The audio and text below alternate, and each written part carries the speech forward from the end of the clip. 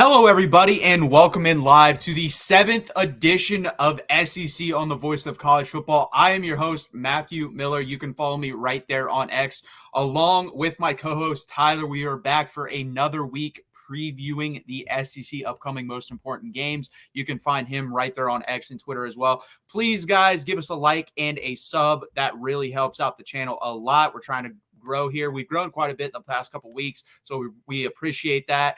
Also, if you don't want to watch but you'd like to listen, catch us on your favorite audio platform, Spotify, Apple, whatever it may be, Amazon also. And speaking of Amazon, use the link in the description. It does not change the buying experience, does not change anything other than put a little bit of change into Mark Rogers' pocket from Jeff Bezos' pocket. So please help us out with that.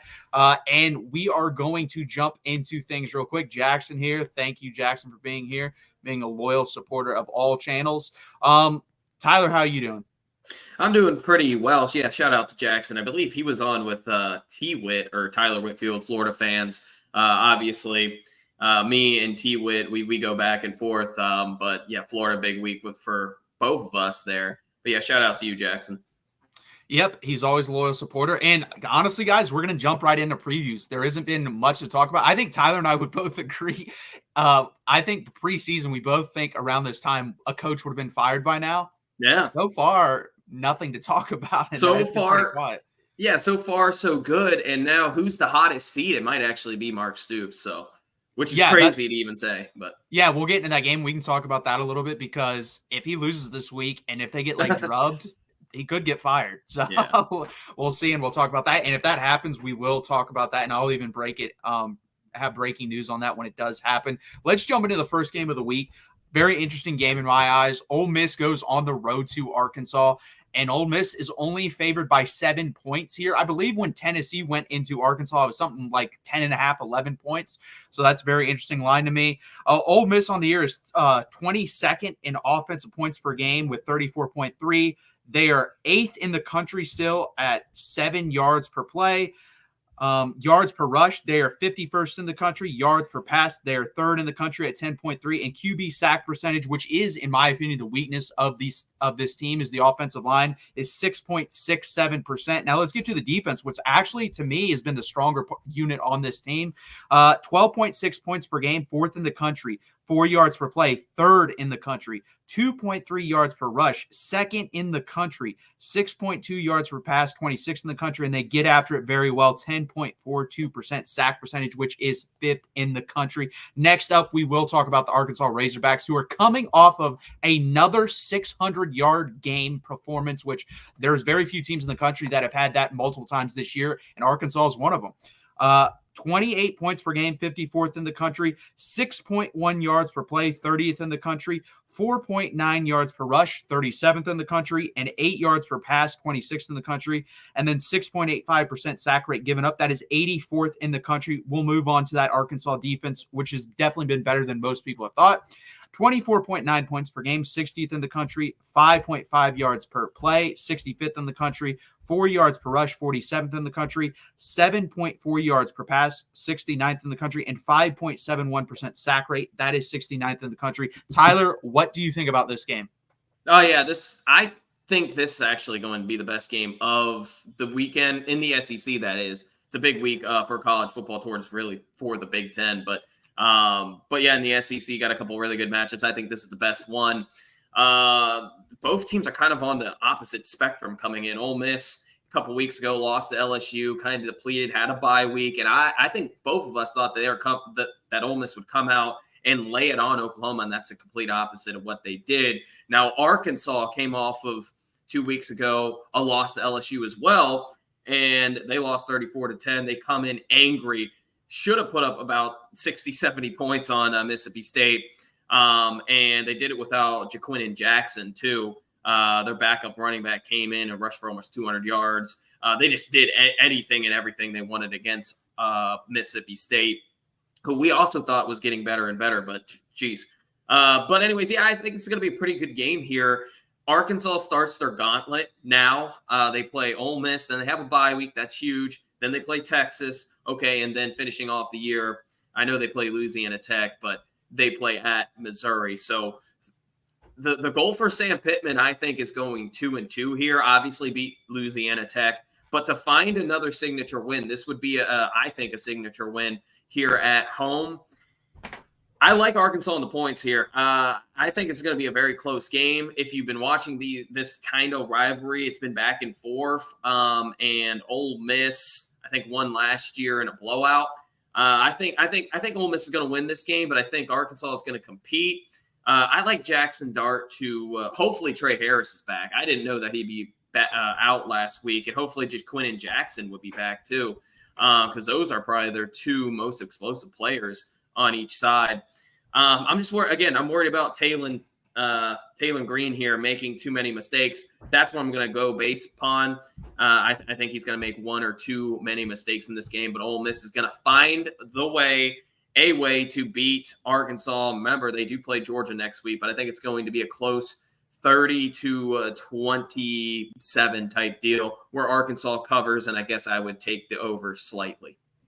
Yeah, I'm going to say what I said last week about Taylon Green. It really comes down to if he's able to perform and perform cleanly. He was able to do that somewhat versus Mississippi State, and when he's on, he's on. He's really good. When he's off, he's not very good.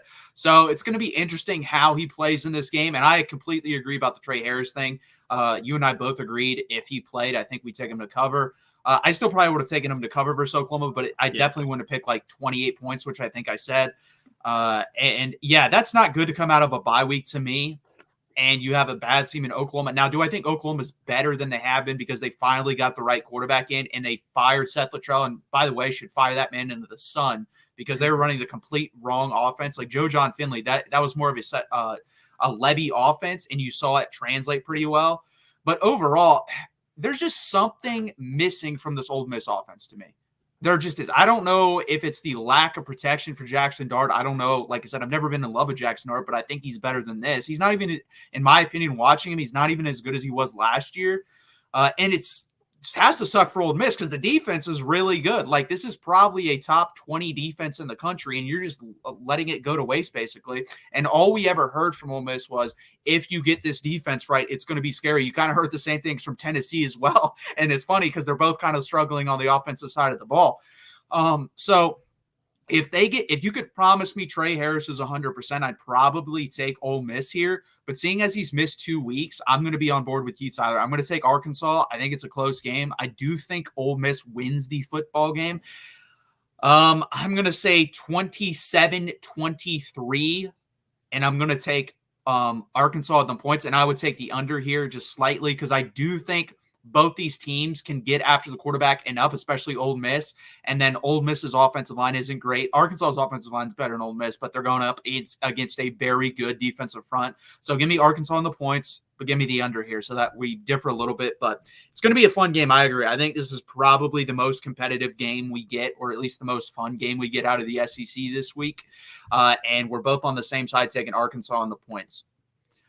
Mike G said they should have never fired Petrino the first time. I mean, they kind of had to. I mean, what he did, you couldn't keep him. I mean, that whole motorcycle incident was not a good look. So you kind of had to. And he was a dirtbag, and the program that was a terrible situation. Now that was 10 years ago? At least, yeah. I think, or 11. Yeah, I mean, they kind of had to. He's a dirtbag, but obviously, he's been a huge part of their offense this year. He was huge with Texas A&M last year, and it's unfortunate that Connor Wigman got hurt at that time. But also, just look what he's done with Taylon Green. Look what he's managed to do with this offense. And this Arkansas team, they are much better than what people thought. They were my sleeper team in the SEC. This is going to be a good game, though. Definitely the best game of the weekend. I think we both took Ole Miss there outright, but Arkansas on the points. I just love 7, and it's probably going to go down, to be honest, with how people bet. And I think Arkansas and Vanderbilt, to me, are the two teams in the conference where on a week in and week out basis, they can play up. I'm not saying they can beat, but they can play up to the really good teams, but they can also play down to the really bad teams. Yeah. So they're kind of hard to guess.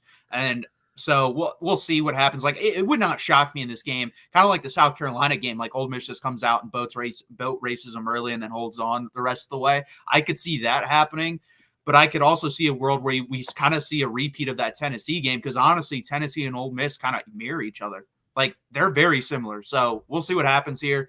But we're both on Arkansas, at least points wise, not on the outright win. Next up, we are going to talk about your Georgia Bulldogs, Tyler. They are playing in the world's biggest cocktail party versus Florida this week. Let's talk about them real quick. Just got to pull up their stats. UGA, 39th in points per game on offense, 6.1 yards per play, 33rd in the country, 4.2 yards for rush, which is 76th in the country, and 7.8 yards per pass, which is 38th in the country, with a sack rate of 3.02%. That is 16th in the country. On the defensive side of the ball, 19.2 points per game, which is 17th in the country, 5 yards per play given up, 36th in the country, 3.4 yards per rush, which is 21st in the country, 6.7 yards per pass, which is 43rd in the country, and then a sack rate of 6.88%. And I think that's helped out by the team behind me, Texas, a lot. Florida, 28.5 points per game, 51st in the country, 6.1 yards per play, 38th in the country, 4.3 yards per rush, 69th in the country, 8.7 yards per pass, 13th in the country, and a sack percentage given up of 5.95%, 65th in the country. And then we get to that defense, 26.3 points per game, 74th in the country, yards per play, 5.4, which is 60th in the country, yards per rush, 4.1, 54th in the country, and yards per pass, 7.8, 89th in the country, and a sack percentage given up of 7.22%, which is 35th in the country. Tyler, I'll let you start out with this one. What do you think? Yeah, Florida's defense is getting better and better, I will say. In their past 3 games, their 3, they went 2-1. They should have beaten Tennessee, but they found a way to lose that. But they've given up less than 20 points in regulation in all of those games in the past 3 games. The problem with Florida is they're starting a true freshman quarterback. We'll get that. We'll get to that here in a second. But yeah, Florida's getting better and better. And I said this last week. I think this is Billy Napier's best team. I really do. I think this beats last year's team. And honestly, I think they beat them pretty handedly, especially if they were to have Graham Mertz back, which is a huge loss. I know Florida fans would disagree with that, but that's just a huge loss. Senior QB, in his 5th year of starting football, and he goes down. What was that, against Tennessee? Yeah, it was against Tennessee. Yeah. That's a big loss. Now you got to go Flagway. But with Georgia on the alternative, 16.5-point favorite. Both teams had buys. Obviously, last time we saw Georgia, their defense played exceptional, the best that we've seen all year, probably dating back to the Clemson game too. But still, Georgia's, I said this before, this is, believe it or not, this is the most healthy Georgia has been all season. Like even dating back to week 1, in which they had 8 players out, 5 of which on the defensive line. Georgia is getting better and better defensively, as we just saw. It was kind of weird, but yeah, I think this is probably going to be a lower scoring game. The thing is with Florida, and it's really their fans. Before the season, all I heard from Florida was how they're going to beat Miami and how they're going to go 8-4, 9-3. Sunbelt Billy is him, or Billy Napier. And then they lose to Miami at home. They get blown out. Oh, fire Billy Napier. He's terrible, blah, blah, blah. You beat Sanford, and you saw Lagway throw for 200 yards, rush for 50. Oh, he's the Heisman. He's got to start. Graham Mertz is terrible. We're going to beat Texas A&M. You get blown out to Texas A&M. So it's like a roller coaster. Now, apparently, Florida's going to beat Georgia. That's just all I heard. Florida's beating Georgia because Trevor Etienne was a Florida Gator, I guess, and because they scored 50 points against Kentucky and Georgia only scored 13. Those are the 2 reasons why Florida's beating Georgia. Well, I think Georgia's going to win this game. However, I said this last week, I do think Florida's going to compete. This Florida team is the best under Billy Napier. And to be honest with you, this Georgia team, is as good as they are, I think last year's team was better, and I think 2022's Georgia's team was obviously better.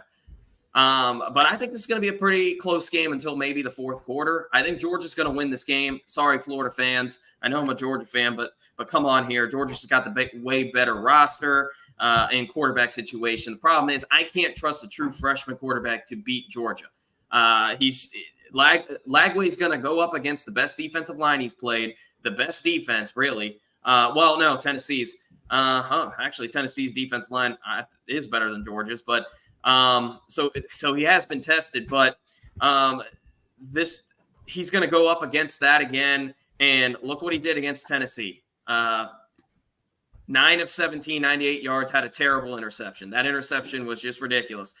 He played Texas A&M. He played terrible against Texas A&M. Took a terrible sack. He got sacked twice, had a QBR of, I think, 19. So when he plays legitimate defenses, he's been struggling. Even against Kentucky, he played fine. He didn't play amazing like you said he did. So it's a tough task for a true freshman quarterback in Lagway to beat Georgia, a team that's top 5, a team that has been owning Florida since Kirby Smart's taken over. I like Georgia here, but I like I said, I do think Florida's going to compete. I think they're going to get stops defensively. Their defense is getting better and better. This is a solid Florida team. Problem with Florida is their next 4 games, including Georgia. So I like Georgia here. I think it's going to be something like 27-17. I think it's going to be 27-17. I'm giving Florida a lot of credit here because they're getting better and better. And like I said, they're the best under Billy Napier. This is his best team, at least that I've seen thus far. And I know the fans, they're the fans. They think they're going to beat Georgia now because they beat Kentucky by 20 points. But yeah, I'm giving you your credit, but I don't think Florida's going to outright win. I do expect this to be a good game, though. Yeah, I actually do think it's going to be a pretty good game as well. Mike G commenting that it will not. He's predicting Georgia to win this game 55-10, which would be a complete ball dragging. So I agree with you. If I'm Florida, I'm literally having DJ Lagway sit down and watch Jalen Milroe versus Georgia and saying, do as much of this as you can as possible. I don't think he's going to be able to replicate it because he's not as good of a football player as Jalen Milroe is currently. Do I think he can get there and even beyond that? Yes. I agree with you. I think Graham Mertz was playing this game. I think it would change the dynamic a little bit. I also think Florida would probably try to play more keep away. I think with DJ Lagway, they're probably going to try to score as many points as possible. I mean, obviously score as many points as possible, but a more up-tempo style of offense.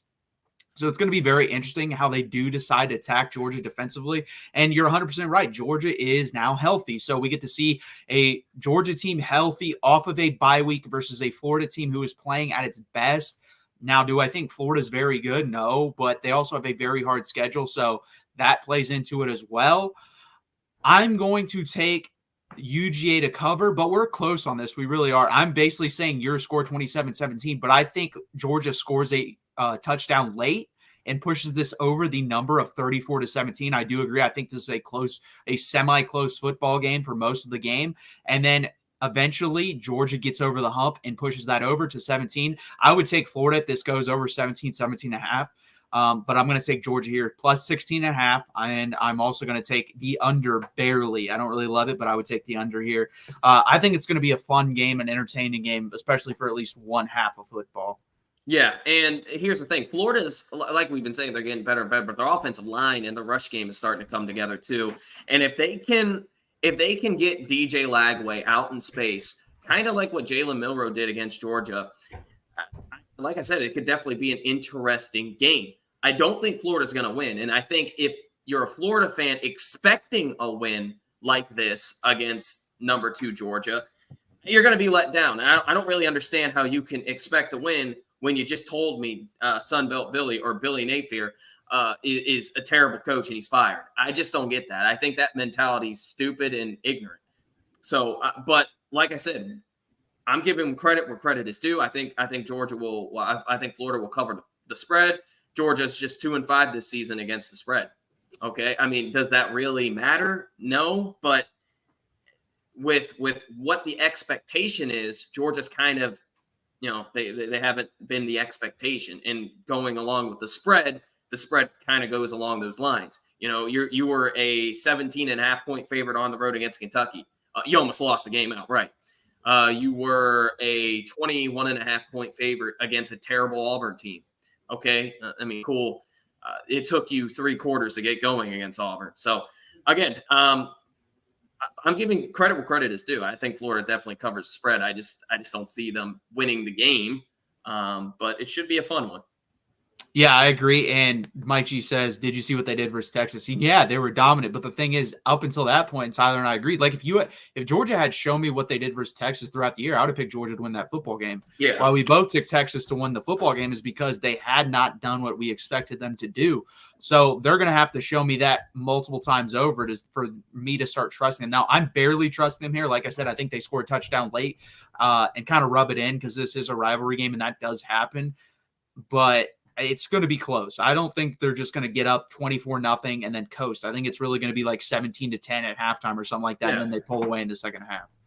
Yeah. And I can't remember the last time Georgia scored 50 points on Florida. Like I literally cannot remember. I literally can't remember. So I think if you're expecting 55-10, that's ridiculous in my opinion. But hey, I hope you're right. I hope you're right and I'm wrong. Just be hilarious to beat Florida by 45. Now, this next game we're going to talk about is definitely another interesting game here. I think it's going to be a good football game, and the spread indicates that because it's lower than I think most people would think. Texas A&M offensively is 44th in the country in points per game. They are 58th in the country in yards per play. They are 38th in the country in yards per rush at 4.9. They are 50th in the country at yards per pass at 7.5. And they have a sack percentage given up of 5.71%, which is 59th in the country.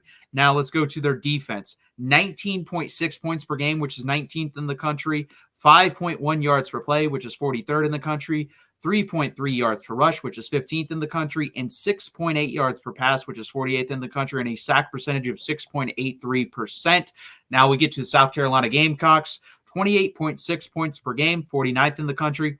4.7 yards per play, 116th in the country, 3.7 yards per rush, 95th in the country, and 7.4 yards per pass. That is 62nd in the country. And then we get to this abysmal stat that has not gotten any better. 15.31% sack percentage. That is 134th, so dead last in the entire country. Defensive side of the ball, which has been great, 18.7 points per game, 14th in the country. 4.2 yards per play, which is 5th in the country, 2.8 yards per rush, which is 6th in the country, 6.3 yards per pass, which is 29th in the country. And then, in my opinion, the best defensive line in all of football. I used to say the SC, I think it's all of football now, college football. 11.43% sack percentage. That is 3rd in the country in elite defensive line there for South Carolina. Tyler, how do you think this game's going to shake out?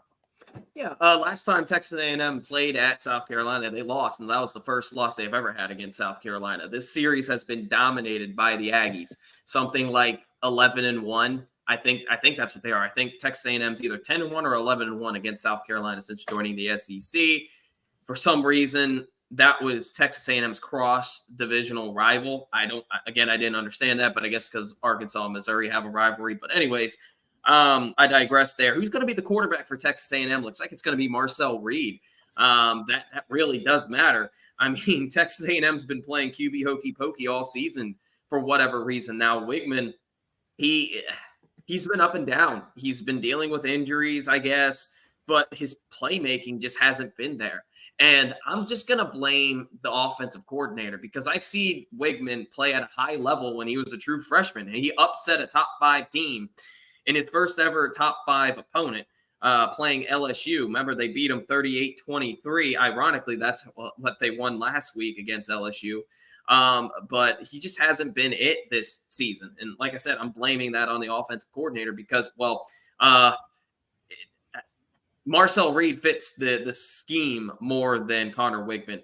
Marcel Reed, Klein, what he's basically going to do is try to run the football more and try to have a quarterback who's more of a runner rather than passer. And that's just what Marcel Reed is. He's an athletic quarterback, and he's one of the most athletic quarterbacks in college football. I mean, when he has the ball in his hands, he's trying to make plays. I mean, he is making plays.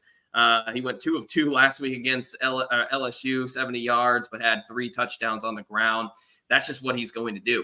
I think that's the game plan going forward for Texas A&M. They're going to try to limit the pass attempts and run the football. They have the best rush offense in the SEC, and it's not even close. They're averaging something like 5.5 yards per carry.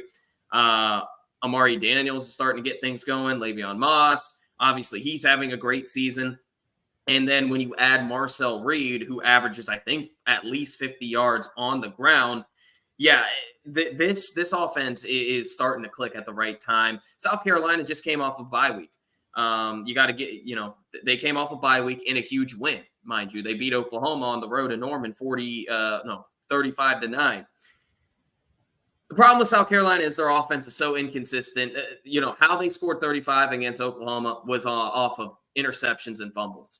They're going to have to turn over Texas A&M, I think, at least 3 times in this game and not turn the ball over once. I think Texas A&M is going to win this game. They're the better team. They've owned this series. I think they'll go into South Carolina and win a lower scoring game.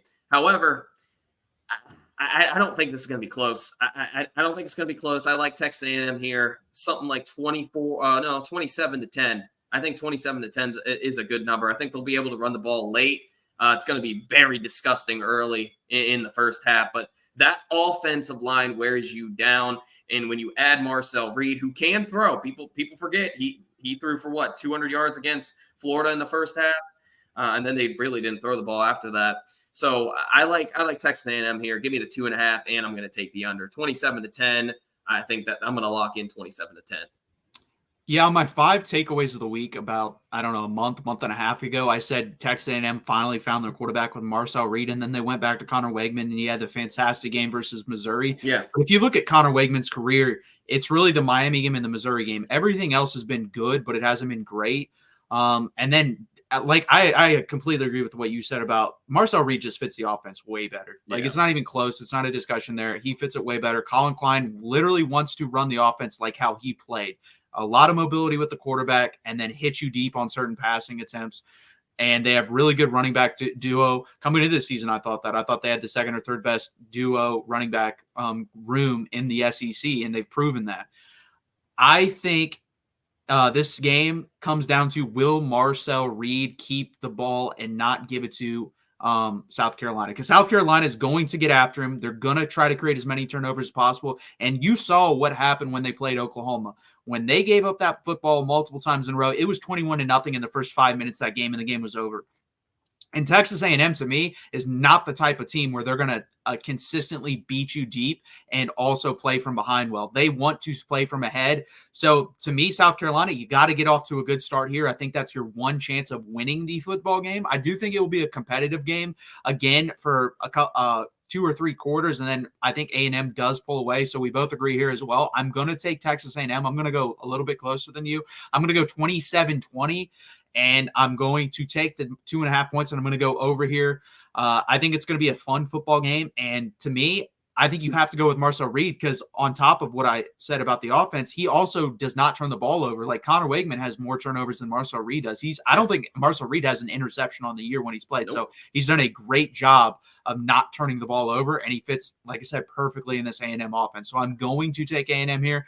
Would it shock me if they lose this game? No. The scenario that it happens, like I said, is Marcel Reed is just basically in his own head, turning the ball over multiple times, and South Carolina is able to capitalize off of that.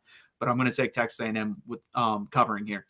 Yeah, we both didn't really talk about Texas A&M's defense, which is their strongest suit. I mean, that defense just came out to play in that second half against LSU.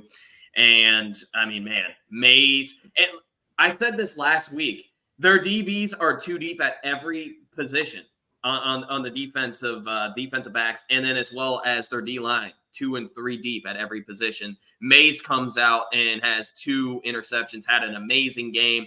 Lee also played pretty well in the second half. Their 2 corners there. Bryce Anderson finally got to see. I don't know if he's been banged up or something. But I swear I just haven't seen him as much as I thought that I would see him. I thought he would be on the field a lot more. I definitely saw him a lot more. But you got to remember, Texas A&M is probably missing their best, or at least second best defensive back in Tyreek Chappelle. And look what they did against LSU. I don't know if Tyreek Chappelle is going to be back. I just haven't heard anything about that. But yeah, I just wanted to shout out Texas A&M's defense. It's just ridiculously good. Yeah, they've been playing really well, especially the last 5 or 6 weeks. So we're both on A&M there. You're on the under. I'm on the over. So we've been on different a couple times on that. Now, the next game up, getting the exact amount of points that Florida's getting versus Georgia, Kentucky is getting 16.5 points versus Tennessee. Tennessee on the offensive side of the ball is averaging 34.7 points per game, which is 21st in the country. Yards per play is 5.9, which is 43rd in the country. 5.1 yards per rush, which is 25th in the country. 8 yards per pass, which is 29th in the country, and a sack percentage given up of 8.48%. That is 110th in the country. They are really getting after Nico with some of those injuries on the offensive line. 13 points a game on defense for Tennessee, 5th in the country, 3.9 yards per play. That is 2nd in the country for the Tennessee defense, 2.3 yards per rush, which is number 1 in the country for the Tennessee defense, and 6.2 yards per pass, which is 25th in the country for the Tennessee defense, and a sack percentage of 7.25%, which is 34th in the country. Now for Kentucky, 19.1 points per game. That is 111th in the country. 4.7 yards per play, 113th in the country, 3.8 yards per rush, 87th in the country, 6.5 yards per pass, 102nd in the country, and a sack percentage of 8.97% given up. That is 115th in the country. They are absolutely abysmal in almost every offensive statistic. Defensive wise, they're still pretty good. 19.9 points per game, 21st in the country. 5.5 yards per play, 67th in the country, 3.9 yards per rush, 45th in the country, and 8.7 yards per pass, 118th in the country. So they do struggle there. And a sack percentage of 10.44%. That is 4th in the country. Tyler, what do you have to say about this game? Yeah, for me, I like Tennessee and I like the points. It's hard for me to be a believer in Kentucky. They go up 10-0 against Auburn and then just collapse. Brock Vandagriff is terrible. I hate it too because he obviously was at Georgia for 2 years, redshirted 1, and or actually 3 years, and then redshirted the 1. He obviously didn't pan out for UGA. Wasn't gonna beat out Beck. Probably didn't even beat out Brock Vandagriff. I mean, not Brock Vandagriff. He didn't beat out Gunnar Stockton. Now he's at Kentucky. Hasn't lived up to the hype. It's unfortunate, and I hate to rag on him, but he's just not good. So what does Kentucky do? They go with Gavin Wimsatt or try with him, and he's just not any good. He was from Rutgers last year, and it's kind of surprised me him transferring from Rutgers because I thought that he was decent at Rutgers, but I don't know who they're going to go with against Tennessee. I don't really think it matters. I just hope Tennessee is able to score. They've had an issue over the past few weeks in scoring the football, and it looked like towards the end of the Bama game, they finally found something with Nico. He was more comfortable, and he was more confident.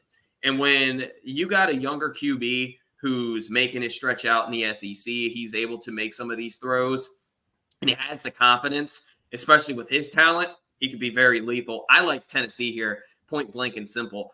Now, the over-under is the only question mark here. I'm going to take the under because I just don't trust Kentucky. I don't trust Kentucky to score at least 13 points in this game. Give me Tennessee. I like Tennessee 31-7. I think they dominate from start to finish. They've owned Kentucky. Again, I can't remember a time in which Kentucky won this game outright. I literally can't. Tennessee has a winning streak on them. I'm trying to remember the last time Kentucky beat Tennessee. I just can't remember it. This would be a huge upset. Give me Tennessee. I'll lay the 16.5. I love it. It's a night game too in Tennessee. So yeah, Tennessee here big, 31-7. Yeah, it's going to be interesting because I don't know if Nico can play like you said, like he did at the end of the Alabama game. I think they roll in this game rather easily. But can he do that? I've really only seen him put together versus a legit team like a quarter of football that I like. So it's going to be interesting here. Kentucky can obviously get after the quarterback. Now, can Tennessee's offensive line hold up? That's another question. It's going to be very interesting. If the scenario happens, what you just said, where Tennessee basically blows them out, I think there's a really good shot Mark Stoops gets fired after this game. And Mike G, that's not going to happen. Kentucky's not winning 7 games because they'd have to win out. That's just not going to happen. What? Yeah, there's no chance. But it's going to be interesting here. I'm going to do it, but I'm going to have to take Kentucky here. I just don't think in the SEC we're going to get one of the games, Florida and Kentucky, one of them is going to cover. I don't know which one, but I'm going to take Kentucky here just because, you know what, it's been a crazy year. it makes the least amount of sense, honestly. Like, just thinking in my head, I would say Florida covers more than Kentucky, but I just think Nico's going to turn it over once or twice, and then Kentucky will capitalize on that, or maybe even get a pick six or a fumble, scoop, and score. Because again, their defensive line is still very good, and they're going up against one of the worst offensive lines in the SEC with a quarterback that hasn't proven much to me. So I'm going to count on Kentucky here. They're not winning the football game, but I'm going to take them to cover 34-16, so right at 16 points. And that would puts me at 50 points. So I'm going to go over here. Wow. Yeah. But I'm going to take Kentucky here. I don't love it, but I'm going to bite my tongue and do it. Yeah, and you make a good point with Mark Stoops. It looks like he's going to be done. Kentucky fans are done with him. He was one of Kentucky's better coaches in their history of football. You could make him a case for being number one. Kentucky just can't run the football. They became very one-dimensional, and obviously they don't have a quarterback to throw the ball around. I don't know. Let me ask you this. Are you more confident in Kentucky scoring 10 points than you are Tennessee scoring 28? 28, no. If you would have said like 30 or 31, I would have said yes. 28. Yeah. Yeah, see, that's why I went the spread there with 16.5. I'm more confident in Tennessee scoring 28 than Kentucky scoring 10. The Auburn game was just bad. The Florida game was embarrassing. They found a way to lose to Vandy after beating Ole Miss, and it looks like they basically sold their soul to win that game. But yeah, it's for Kentucky. The road ahead is not looking too bright. No, because they play. They play Florida, Texas. Texas plays Florida off their bye week, and then they play Kentucky. So does Kentucky have a bye after this week? Yeah, and that's another thing. If I'm a Kentucky fan, I wish I had that bye after Florida, or even probably after Florida rather than Auburn, or after Tennessee, because it's brutal. The SEC is brutal. Yeah, going on the road, it's brutal. And of course, you lost at home to a terrible Auburn team, and you really should have been blown out. You gave up 300-something rushing yards to Auburn. I think it was 340. I'm worried about. I'm worried if Kentucky is on give up mode. I know it's a rivalry game, but Dylan Sampson should have a pretty good game in this one. Yeah, if they get blown out and Mark Stoops isn't fired, I think they will be on give up mode. Yeah, for sure. But if he gets fired, I think that might breathe a little bit of life into him. Coming off a bye week and then playing Texas, which will be a top 10 team when they play them. So It's going to be interesting what happens there. But we're on opposite sides here. But you took the under here, didn't you? Yeah. Okay. Yep. And we're on opposite sides on that. I think we were almost opposite on every over and under, but we were lockstep in every pick other than this one. So we'll see how that turns out. But again, guys, please hit that like button. Please subscribe down below. It really helps out the channel. Use that Amazon link in the description. Does not change the buying process at all. And catch us on your favorite audio platform, whether that be Spotify, Apple, Amazon, whatever it may be. Type in the Voice of College Football SEC channel, Big Ten channel, USC, whatever your flavor is, you can find it. Please go in there and do that. And then, guys, we will not be here next Tuesday because of the election. So we will not be here next Tuesday. We might drop a special video Wednesday night, Thursday morning, a recorded video reacting to the playoff rankings because those do come out Wednesday. That is pushed back as well because of the presidential election. So everyone go out there and vote on Tuesday. We'll be back in 2 weeks. We also might be back at a different time, so we'll keep you posted on that. But we really appreciate you guys coming out and supporting the channel. Thank you. Yeah, thank you, guys.